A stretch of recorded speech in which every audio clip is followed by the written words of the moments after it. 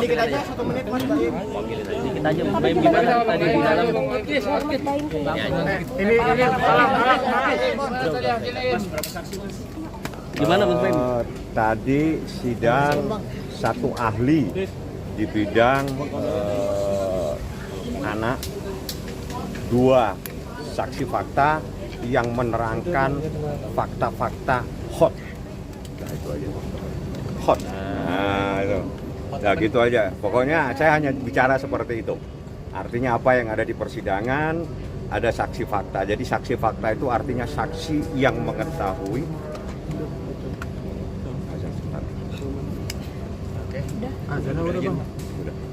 Jadi saksi fakta itu adalah saksi yang mengetahui, melihat, dan ada di satu kejadian.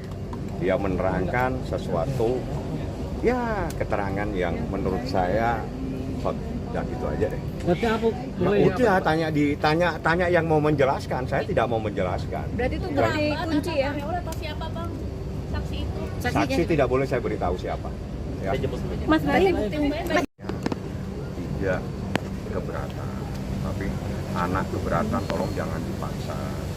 Anak itu di dalam hukum yang berlaku saat ini berdasarkan konvensi anak itu adalah subjek hukum, dia mempunyai hak, bukan objek hukum. Artinya dia tidak bisa kita jadikan objek dalam sebuah sengketa, tapi dia adalah menjadi subjek dalam sengketa perceraian. Tapi sejauh ini anak-anak keberatan nggak sih kita mamanya atau kamu? Ya Anda tanya, yang Anda tahu bagaimana? Yang ada itu bagaimana? Ya. Kenapa anak-anak seperti itu saya nggak bisa jawab. Bang, ini kan yang dibawa sama Baim itu kan saksinya tuh ada banyak ya Bang, lebih dari 1 atau 5 gitu. Apakah memang saksi untuk dugaan perselingkuhan Paul ini memang banyak yang melihat aksinya atau seperti apa nih Bang? Tidak boleh saya jelaskan. Saksinya menjelaskan peristiwa-peristiwa sendiri-sendiri. Ada peristiwa sebelum perkawinan, ada peristiwa perkawinan dan seterusnya. Jadi isinya saya tidak akan jelaskan. Yang jelas ada saksi yang mengetahui suatu peristiwa seperti itu. Bang, kalau inisial N itu disebut gak sih dalam ruang sidang? Bukan lagi disebut, lengkap namanya disampaikan dengan kekaget-kagetan. Nah, gitu aja. Jadi biasakan mencari informasi biar tidak terkaget-kaget di dalam ruangan persidangan. Bang, ketika illegal access menurut dia dibuka di persidangan, dia bantah gak sih Bang, pihak Paula? Dibenarkan? Bang, sejauh ini Mas Baim sendiri udah ketemu pihak ketiga Bang? Kan mau ketemu tim ya? Apa? di Oh belum, nanti kan sekarang masih saya, masih pihak Baim yang mengajukan saksi. Setelah kami selesai mengajukan bukti tertulis, mengajukan saksi dan ahli selesai, nanti haknya kepada termohon. Ya, kalau dia menghadirkan saksi silakan, semakin banyak semakin bagus. Supaya kita juga bisa bertanya bagaimana hukum Islam tentang muhrim. Bagaimana seseorang yang mempunyai muhrim yang tidak ada muhrim. Bang, dijelaskan lagi, artinya secara hukum nggak ada illegal access ketika suami istri? Ya, nggak ada illegal. Suami istri mana bisa illegal access? Ya pun tanpa pengetahuan Paula bisa itu. Kenapa? Ya pun tanpa pengetahuan istrinya. Passwordnya? Anda punya password istri, Anda buka, kan sudah pegang password. Artinya memang ada satu sama lain. Dan kalau memang tidak ada apa-apa, kenapa harus takut? Logika hukum, di saat tidak terjadi apa-apa, tidak perlu takut apapun yang dibuka dari HP kita. Tapi kalau HP kita sembunyikan, kita hapus-hapus, kita ganti-ganti, timbul tanda tanya. Kenapa harus seperti itu? Kenapa harus takut untuk dibuka oleh suaminya atau dibuka oleh istri? Suami istri itu harus keterbukaan, tidak ada yang perlu ditutupi.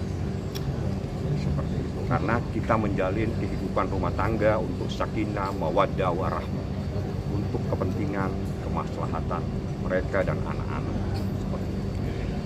Oke, Selanjutnya mungkin Bang, tanggal 8 insya Allah ada saksi lagi. dari pihak Baim juga Bang. Ya, itu mungkin yang terakhir. Karena saya pikir sudah cukup, karena mempunyai peristiwa-peristiwa. Yang kedua ada ahli lagi yang melakukan terapi terhadap trauma anak.